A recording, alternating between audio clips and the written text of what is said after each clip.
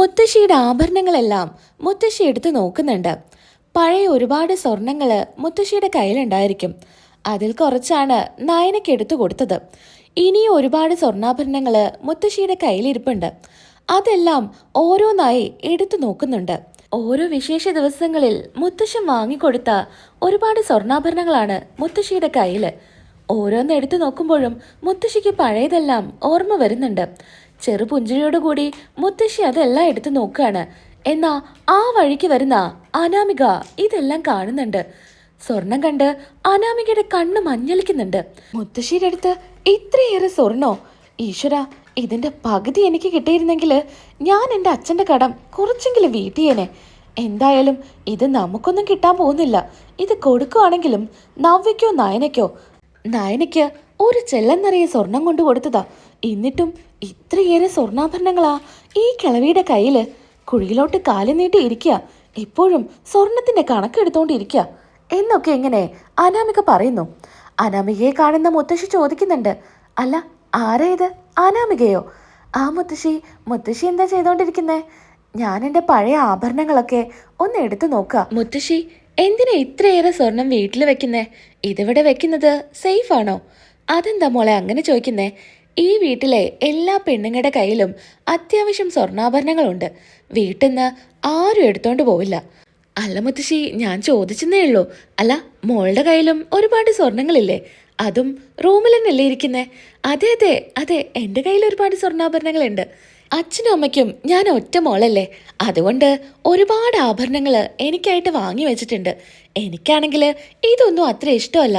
ഇപ്പത്തെ കാലത്തെ പെൺകുട്ടികള് താലിമാല വരെ ഇടാതെ നടക്കുന്നതാ. കല്യാണം കഴിഞ്ഞു എന്ന് താലിയും സിന്ദൂരം കണ്ടാ മനസ്സിലാക്കുന്നേ. എന്നാ ഇപ്പത്തെ പെൺകുട്ടികള് അത് രണ്ടും ഇടില്ലല്ലോ. മോൾക്ക് എന്തെങ്കിലും മാലയൊക്കെ ഇടാലോ. ഇനി പുറത്തൊക്കെ പോകുമ്പോ കുറച്ച് ആഭരണങ്ങളൊക്കെ ധരിച്ചു പോയെന്ന് കരുതിയിട്ട് ഒരു കുറവുമില്ല. അനന്തപുരിലെ മരുമക്കളാ നിങ്ങള്. അതിന്റെ പ്രൗഢിയിൽ നിങ്ങൾ പുറത്തോട്ട് ഇറങ്ങണം. അയ്യോ, അതൊന്നും എനിക്ക് ഇഷ്ടമല്ല മുത്തശ്ശി. എനിക്ക് പണ്ട് തൊട്ടേ ഈ സ്വർണത്തിനോടെ തീരെ താല്പര്യമില്ല. മുത്തശ്ശിയുടെ ആഭരണത്തിന് മുകളിലോട്ടായിരിക്കും അനാമികയുടെ കണ്ണ്. അങ്ങനെ അനാമിക ചോദിക്കുന്നുണ്ട്, അല്ല മുത്തശ്ശി, ഇത് എത്ര പവൻ കാണും? അറിയില്ല മോളെ, പവന്റെ കണക്കൊന്നും ഞാൻ ഇന്നേ വരെ നോക്കിയിട്ടില്ല. എന്നാലും മുത്തശ്ശിയുടെ കയ്യില് എത്ര പവൻ കാണുമെന്ന് ഒരു കണക്ക് വേണ്ടേ? അങ്ങനെയൊക്കെ ചോദിച്ചാലോ? ഇത് മുത്തശ്ശന് ഓരോ വിശേഷങ്ങൾക്ക് എനിക്ക് വാങ്ങിത്തന്ന സ്വർണ്ണാഭരണങ്ങളാ. ഈ മാല കണ്ടോ? ഇതെനിക്ക് എൻ്റെ ആദ്യ വിവാഹ വാർഷികത്തിന് മുത്തശ്ശൻ വാങ്ങി തന്നതാ. അപ്പോ അത്രയും പഴക്കമുണ്ട് മുത്തശ്ശി ഇതിന്? അത്രയും പഴക്കമുള്ള മാലയാ. അന്നെനിക്ക് ഇത് ഉണ്ടാക്കി തന്നതാ. അങ്ങനെ ആരുടെ കയ്യിലും ഈ ഒരു മോഡല് ഞാൻ കണ്ടിട്ടില്ല. എൻ്റെ കയ്യിലുള്ള എല്ലാ ആഭരണങ്ങളും ഇതുപോലെ എനിക്കായിട്ട് ഉണ്ടാക്കിയതാ. അതിൻ്റെ തൂക്കോ ഒന്നും തന്നെ ഞാൻ ഇന്നേ വരെ നോക്കിയിട്ടില്ല. എന്നിട്ട് മുത്തശ്ശി ഇതൊന്നും എന്താ ഇടാത്തെ? ഈ വയസ്സാം കാലത്ത് ഞാൻ ഇതൊക്കെ ഇട്ട് നടക്കുമ്പോൾ ആൾക്കാരെന്താ കരുതാ? അങ്ങനെ അങ്ങോട്ടേക്ക് മുത്തശ്ശൻ വരുന്നുണ്ട്. ആ, താൻ എന്താ ഈ സ്വർണ്ണാഭരണങ്ങളൊക്കെ പുറത്തു വെച്ചിരിക്കുന്നേ? അതൊക്കെ ഞാനൊന്ന് എടുത്തു നോക്കിയതാ. എല്ലാം ഓരോ ഓർമ്മകളല്ലേ. മോള് സ്വർണത്തെക്കുറിച്ച് ഓരോന്ന് ചോദിക്കുകയായിരുന്നു. ആ മുത്തശ്ശ, ഞാന് മുത്തശ്ശി ഇങ്ങനെ ഇതൊക്കെ എടുത്ത് നോക്കുമ്പോൾ ഒന്ന് വന്ന് നോക്കിയതാ. നല്ല ഭംഗിയുള്ള ഒരുപാട് ഡിസൈൻസ്, എന്തായാലും കൊള്ളാം എന്നും പറഞ്ഞ് വേഗം തന്നെ അനാമിക അവിടെ നിന്ന് പോകുന്നുണ്ട്. മുത്തശ്ശനെ കണ്ടതും വേഗം പോകുന്നത് കയ്യിലൊരു വള കാണും കേട്ടോ. ആ വള എടുത്തോണ്ടാണ് അനാമിക അവിടുന്ന് നെയ്സായിട്ട് പോകുന്നത്. വേഗം തന്നെ റൂമിലോട്ട് ചെല്ലുന്നുണ്ട്. അവിടെ ചെന്ന് ഡോർ ലോക്ക് ചെയ്ത് വള നോക്കുന്നുണ്ട്. എന്ത് ഭംഗിയാ ഈ വള കാണാൻ എന്നൊക്കെ പറഞ്ഞ് വള ഇങ്ങനെ നോക്കുവാണ്. അപ്പോഴായിരിക്കും രേവതിയുടെ കോള് വരുന്നത്. രേവതി അങ്ങനെ അനാമികയോട് ചോദിക്കുന്നുണ്ട്, മോളെ, എന്തൊക്കെയാ അവിടുത്തെ വിശേഷങ്ങള്? എന്തെങ്കിലും നടക്കുവോ? നിന്റെ അടുത്ത് ഞാൻ പറഞ്ഞതാ അച്ഛന് കുറച്ച് പൈസയുടെ ആവശ്യമുണ്ടെന്ന്. നീ ഇങ്ങനെ താളം ചവിട്ടാതെ എന്തെങ്കിലും അവിടുന്ന് കിട്ടുന്നുണ്ടെങ്കിൽ അതെടുത്ത് അച്ഛന് കൊണ്ടു കൊടുക്ക്. കടം കയറി അച്ഛൻ്റെ തലയ്ക്ക് മുകളിലാ. ഇനിയിപ്പോ അനന്തപുരിയിലോട്ട് വരെ അന്വേഷിച്ച് വരുന്ന അവസ്ഥയാ. മോളെ, അതിനു മുൻപേ എന്തെങ്കിലും നീ അച്ഛന് കൊണ്ടു കൊടുക്ക്. അമ്മേ, എനിക്കൊരു വള കിട്ടിയിട്ടുണ്ട്. വളയോ? അത് ആരുടെ വളയാ? മുത്തശ്ശിയുടെ വള. ഞാൻ നൈസായിട്ടങ്ങ് എടുത്തു പോന്നതാ. മുത്തശ്ശിക്ക് എത്ര സ്വർണ്ണാഭരണങ്ങളാണെന്നറിയോ? കണ്ടിട്ട് എൻ്റെ കണ്ണ് മഞ്ഞളിച്ചു. ഓരോ മാലയും 10-15 പവനുണ്ട്. മോളെ, ഞാൻ പറഞ്ഞിട്ടില്ലേ ആ കിളവിയുടെ കയ്യിലും നല്ല സ്വർണ്ണാഭരണങ്ങളുണ്ടെന്ന്? കിളവനാണെങ്കിൽ കിളവിക്ക് എപ്പോഴും ഓരോ ഫംഗ്ഷന് ഓരോ ആഭരണങ്ങൾ വാങ്ങിക്കൊടുക്കുക എന്നൊക്കെ ഇങ്ങനെ പറഞ്ഞു കേട്ടിട്ടുണ്ട്. എന്തായാലും മോളെ, മോൾക്കിപ്പോൾ ആ വള മുത്തശ്ശി തന്നതാണോ? മുത്തശ്ശി തരാനോ? നയനയ്ക്കും നവ്യയ്ക്കും കൊടുക്കും. എന്നാലും എനിക്ക് ഒരു തരി സ്വർണം പോലും തരില്ല. ഞാൻ അടിച്ചു മാറ്റിയതാ അമ്മേ. മോളെ, അത് കണ്ടോ? ഇല്ലമ്മേ, കണ്ടിട്ടൊന്നുമില്ല. അത്രയും ആഭരണത്തിന്നേ ഒരു വള പോയാലൊന്നും അതിനെ കണ്ടുപിടിക്കാൻ പറ്റില്ല. മോളെ, അത്രയും ആഭരണങ്ങളുണ്ടോ? ആ അമ്മേ, ഞാൻ പറഞ്ഞില്ലേ, അത്രയും ഉണ്ട്. ഞാൻ ചോദിച്ചു എത്ര പവനൊക്കെ കാണുമെന്ന്. അതിനൊരു കണക്കില്ലെന്നാ പറഞ്ഞത്. കണക്കില്ലാത്ത സ്വർണങ്ങളോ? അമ്മ എന്താ കരുതിയത്? ഇവര് കോടീശ്വരന്മാരല്ലേ, അത് അമ്മയ്ക്ക് അറിയുന്നല്ലേ. എന്നാലും മോളെ, എത്രയുണ്ടെന്ന് ഒരു കണക്ക് വേണ്ടേ?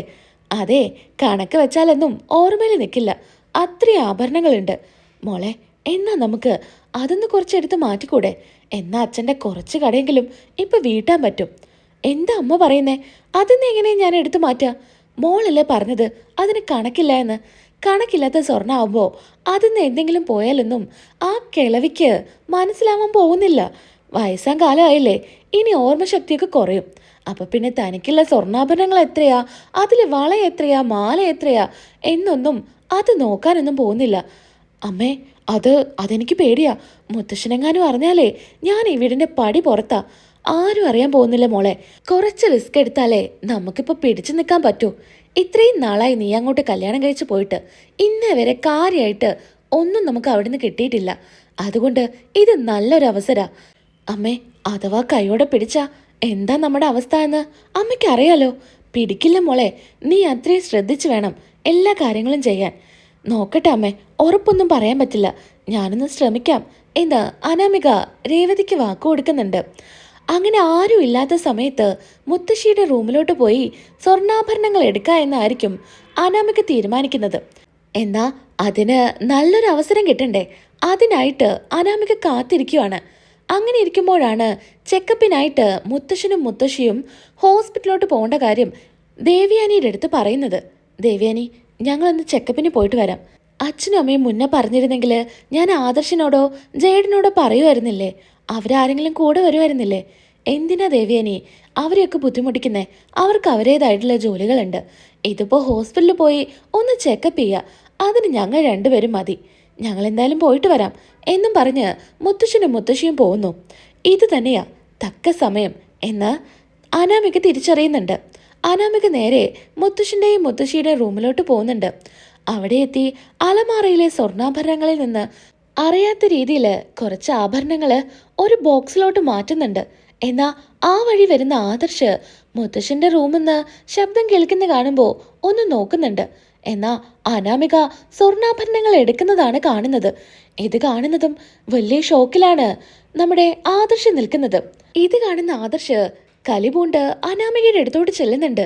എടി, നീ എന്താ ഈ കാണിക്കുന്നേ? മുത്തശ്ശിയുടെ ആഭരണങ്ങള് നീ എന്തിനാ എടുക്കുന്നേ? ആദർശനെ കാണുന്നതും പേടിച്ച് വരച്ച് അനാമിക ആദർശന്റെ മുഖത്തോട്ട് നോക്കുന്നുണ്ട്. അത് ആദർശേട്ടാ, പറയടി, നീ എന്തിനാ മുത്തശ്ശിയുടെ ആഭരണങ്ങൾ എടുക്കുന്നേ? അത് ഞാൻ ചുമ്മാ നോക്കാനായിട്ട് എടുത്തതാ. നോക്കാനായിട്ടോ? ഇത്രയും ബഹളം കേൾക്കുമ്പോൾ അങ്ങോട്ടേക്ക് ദേവ്യാനി വരുന്നുണ്ട്. എന്താ ആദർശേ, എന്താ ഇവിടെ ബഹളം? അമ്മേ, ഇവള് ചെയ്തതമ്മ നോക്ക്. മുത്തശ്ശിയുടെ ആഭരണങ്ങള് അവൾ എടുത്തു കൊണ്ടുപോകാൻ നോക്കുക. ഇല്ല വല്യമ്മേ, അത് ആദർശേട്ടൻ ചുമ്മാ പറയുന്നതാ. ഞാൻ ആഭരണങ്ങളൊക്കെ ഒന്ന് എടുത്തു നോക്കിയതാ. ആഭരണങ്ങൾ എടുത്തു നോക്കാനോ? മുത്തശ്ശി ഇല്ലാത്ത സമയത്താണോ നീ ആഭരണങ്ങൾ എടുത്തു നോക്കുന്നേ?